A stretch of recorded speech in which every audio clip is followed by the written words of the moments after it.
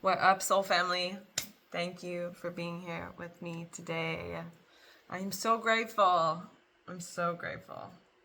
Today's topic is a fun one. I wanted to talk about becoming the vibrational you that you wish to attract.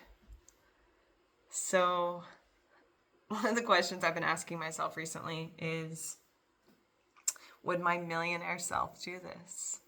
What would my millionaire self do? And I find that's such a powerful and fun way to start embodying what you wish to have or what you wish to become in this life, because frequency attracts frequency, right? Like attracts like. It's the law of attraction.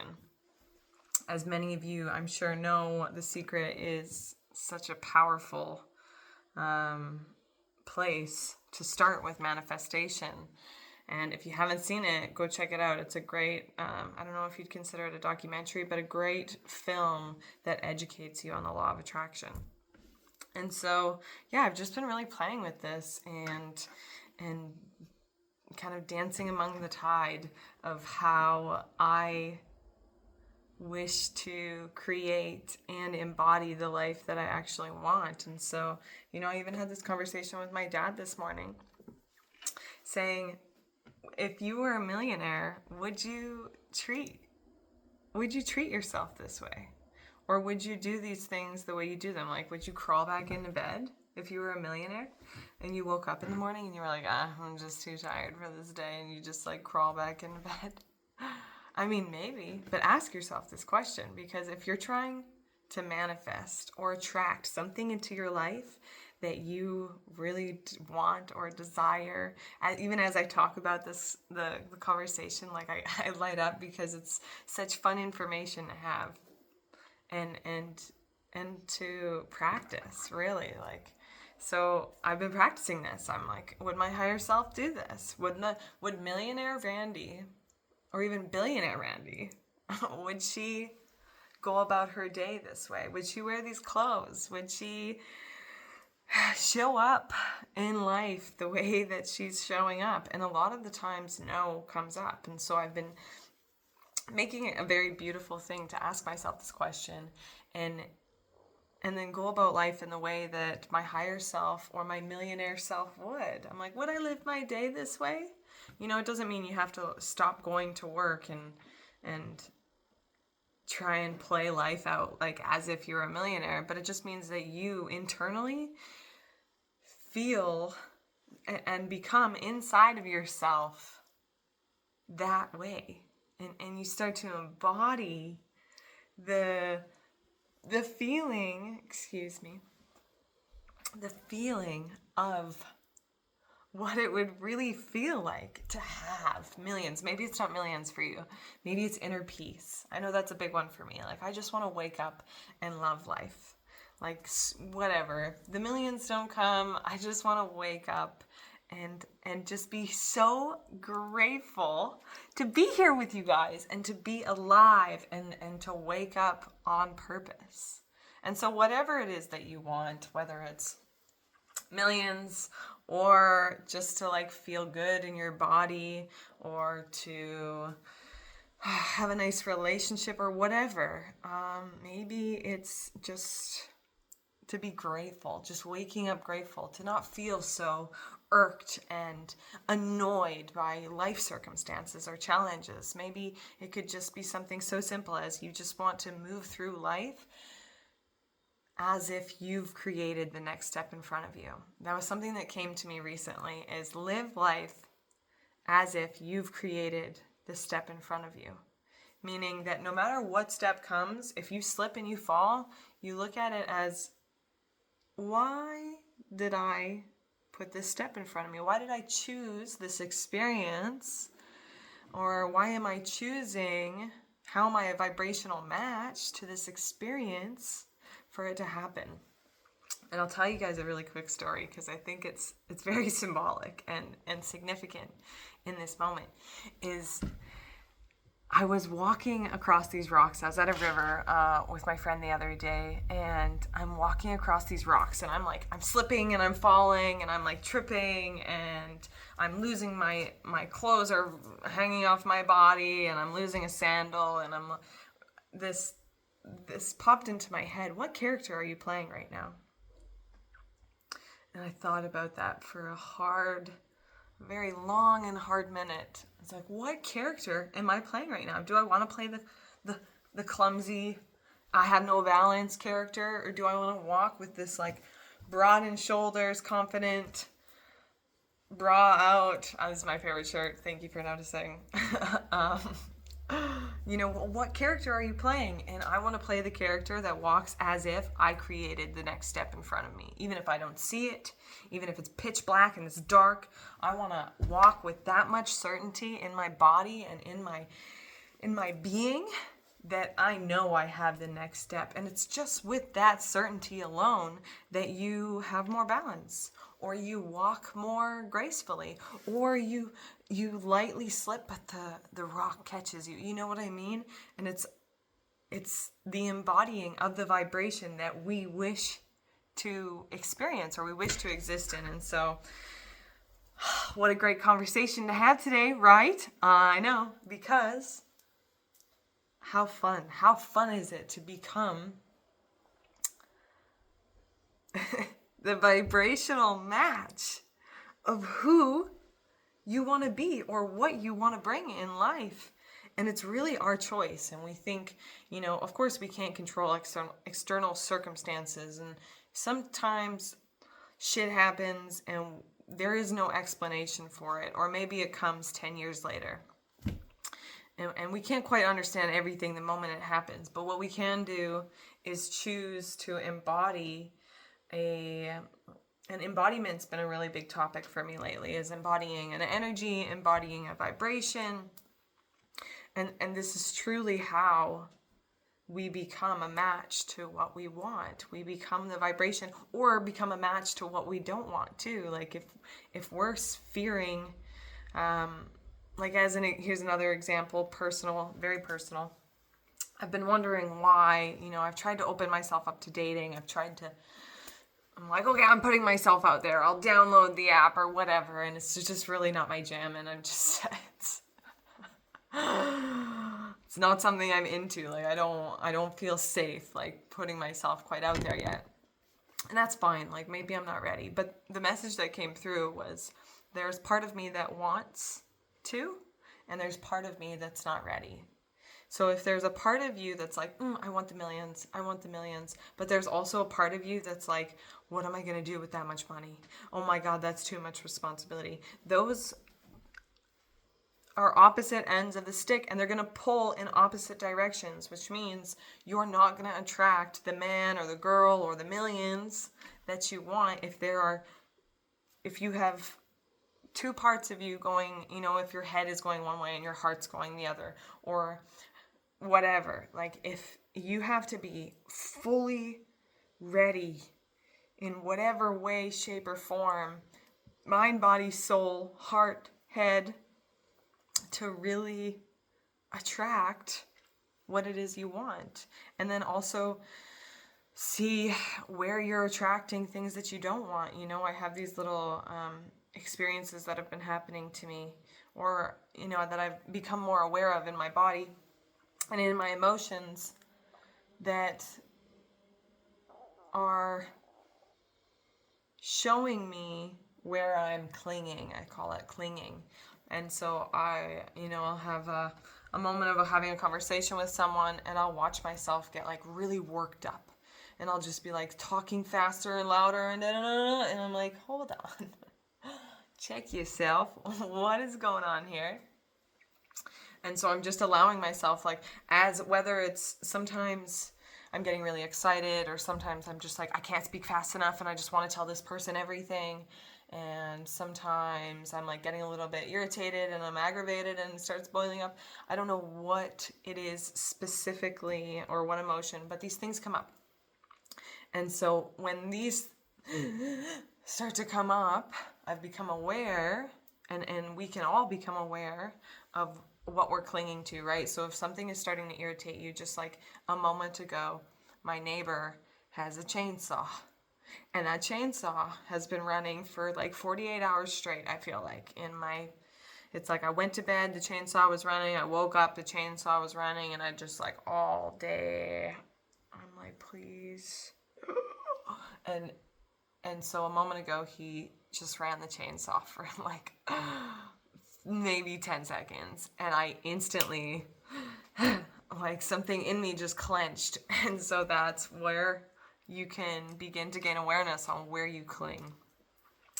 And so every time one of these experiences that come up for us to get irked in some way, you can see where you cling, and then try to soften that emotional reaction, or soften whatever it is in you that wants to go. Like, I want to smack the chainsaw out of his hand. That's like what the action would be from the emotion. But I can't do that. So I'm like, okay, I'm feeling tense, and I'm allowed to feel tense, and he's also allowed to have a chainsaw running forever. And I just allow myself to allow the emotion to pass. Psychologists say, and I don't know if this was Harvard or Stanford or where the study was, but it was shown that if we were to feel our emotions, they would only last 7 seconds, which means you could get angry, 7 seconds of anger, and it passes. But the thing is we cling, we hold on, we hold grudges, and we're like, if you run that chainsaw one more time, I swear to God. And we don't have to cling. That's the funniest part about clinging or emotions in general, is we really don't have to hold on to any of this. If you had a fight with someone yesterday, you don't have to hold on to that. You can be like, I forgive you, not for me, not for you, but for me. And allow yourself to let go of that. You know, I had tried to buy something on Facebook Marketplace, and I made them an offer, and their answer was F no. And I something inside of me was like, oh, that was mean. And I just wanted to be like, you're rude. But I didn't. I responded in a different way that probably was still reacting to some extent, and said a no would have been sufficient. But regardless, that was a moment showing me where I cling to expectation or to life needing to be different in order for me to access a level of peace inside myself. And so this is the playful, fun part about vibration, is we need to see where we get hung up or stuck or out of alignment inside of ourselves based on our response to our external world. And so the reality of it is we don't have to respond anyway. We just have maybe practiced a response, like road rage is a very practiced response in many, many people, at least in Western society, as far as I'm concerned. I am very familiar with road rage because almost everybody I know, except for the people that I live in this small town without streetlights, and have road rage. And so people practice that every morning on their way to work, and then they practice it every day on the way home from work, and then they practice it on the weekend when they're on their way to Costco, or whatever it is. If that is something that you're constantly responding and reacting to, you're just feeding the reactional pattern. And the reality of it is you don't have to. It doesn't mean you're not allowed to get mad. Like, you're allowed to get mad, and you're allowed to be like, this makes me angry, but you don't have to sit there and flip the guy the bird and yell out the window and then go home and rave and rant to your husband or your wife or your brother or your sister or your roommate about what an a-hole that driver was. Like, that's the clinging, is when we take the driver home, it's like we're not even in the car anymore, and we're still mad at him. We're still mad at them for some reason, or her, or whoever. So this is why this is such a beautiful topic to have and discuss and bring to this space, because one, it's something that I'm super passionate about, and the more you practice it and the more that it's proven to you in various ways. Sometimes I practice a lower vibration and I get lower stuff. but then I'll practice a higher vibration and I'll get higher stuff. And I feel like we always have a moment in between an experience that maybe doesn't satisfy us or really irks us or pisses us off in some way, shape, or form, that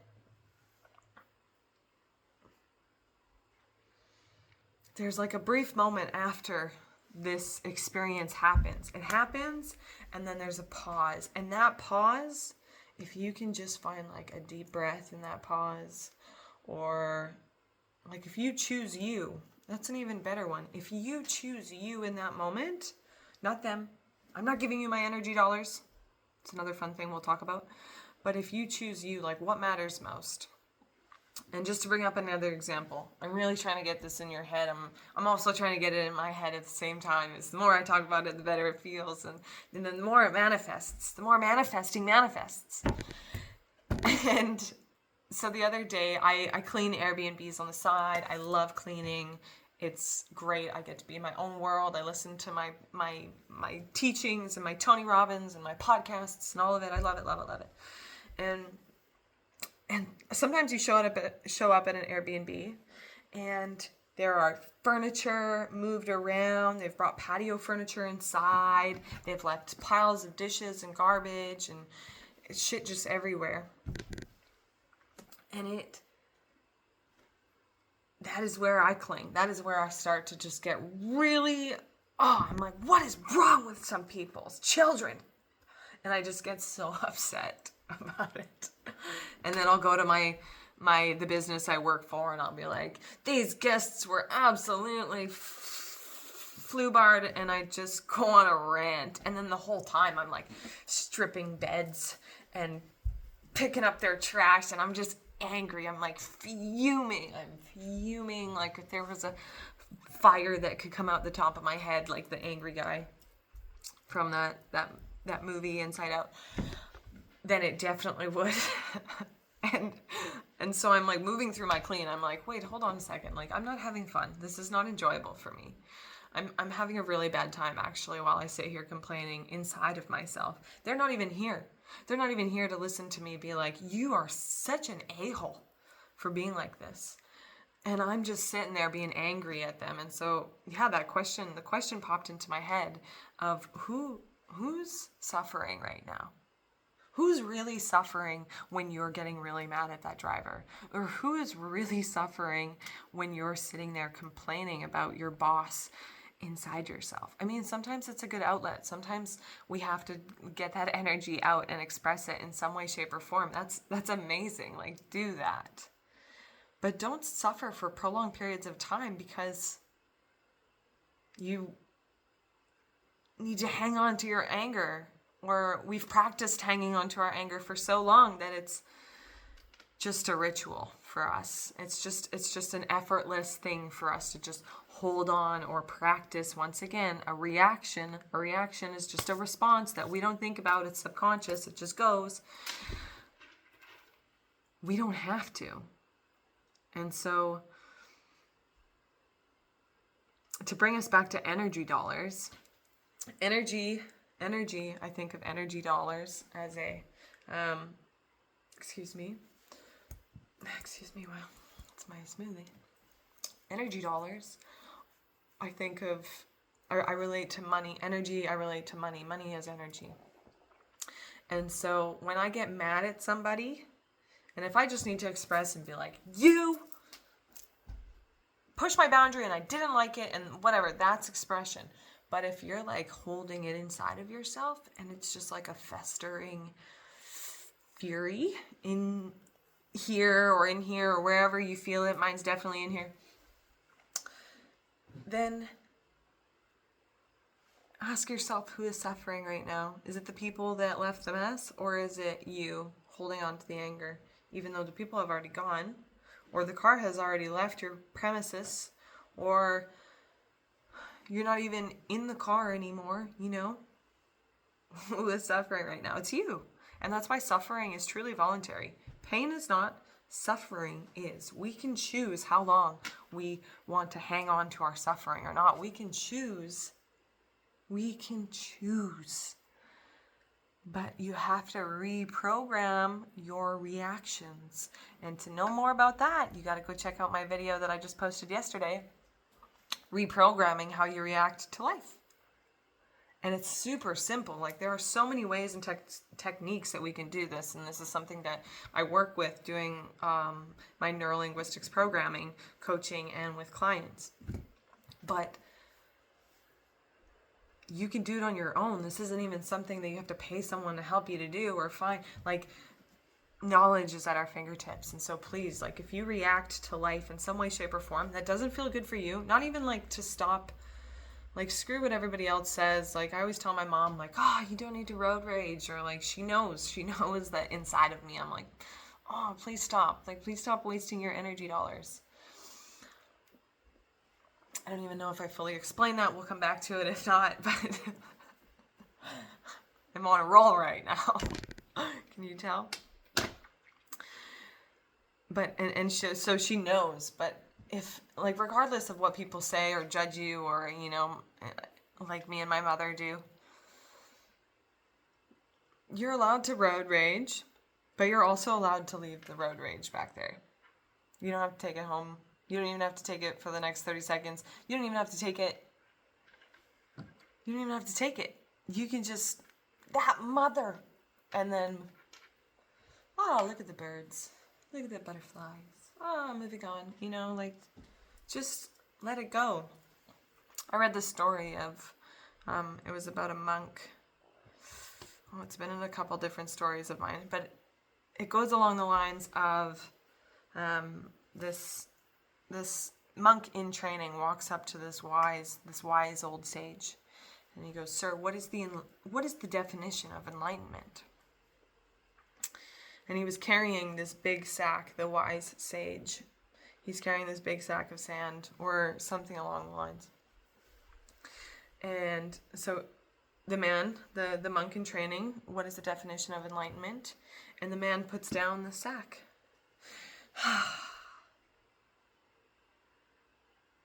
And I could totally be butchering this. But then the monk in training goes, what happens after enlightenment? And the wise sage picks back up the sack of sand and continues on his way. And so that's the beauty of it, is waking up, falling asleep, waking up, falling asleep. We get lost, we come back, we get lost, we come back. That's the essence of our soul's evolution to some extent, or to our path, you know.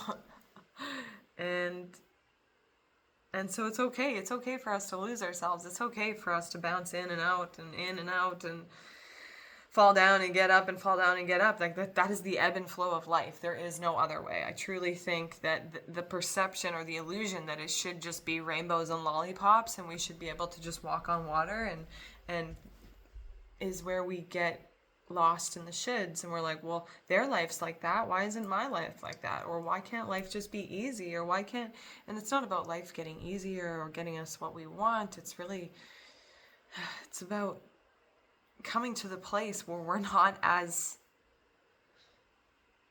irritated by the external world, because we've reached such a level of inner harmony and inner peace inside ourselves. And to come back to full circle to become the vibration in which we want to attract. Like attracts like. If we don't want to attract these shitty experiences anymore, then we need to become the vibrational match for happiness or love or abundance or money or whatever that is for you. And that starts with you. That starts with you and you. And so right now, even me sitting here with myself, I give myself these pep talks, whether I'm posting it or not, for the world to hear it. I need to hear it. And I hope in some way, shape, or form this helps you. And if it does add value to your life in some way, please like and subscribe and comment, because I love you and I want to help you more. And it's really just like my wholehearted passion to not even bring this information, because I know the information's there, but I really hope that in some way, the way I say it penetrates something in you that goes, and it clicks, and it's realized in you, and it's not just information coming in one ear and out the other. And maybe this way isn't for everybody, but I know that I had a teacher Tony Robbins, and the way that he said things, and it's like I knew the information, but the way that he brought it, and every time I do this, it looks like I'm holding my bra, but I'm not meaning to. The way he brought his teachings forth, it's like it poked something inside of me that made everything click. And it's like everything just came together as he shared this information. And so I guess that's maybe what I'm here doing is, one, I love to express and talk about it because it's something that inspires me beyond this world, I could say. And it's also something I know that will help. And if in some way, shape, or form there's just one of you out there that benefits from this, then, and if not, I'm benefiting from this, and I am fully convinced, I've convinced myself that if I love myself more and I embody the energy of that much self-love, then I will attract that love, and not just in a partner or money, but I will attract that love in my community. I will attract that love in the work I share and the work that I do, and I will attract that love in all the areas, in the food I eat, this love that we give to ourselves and the vibration that we can attune ourselves to just through allowing yourself to take a breath, like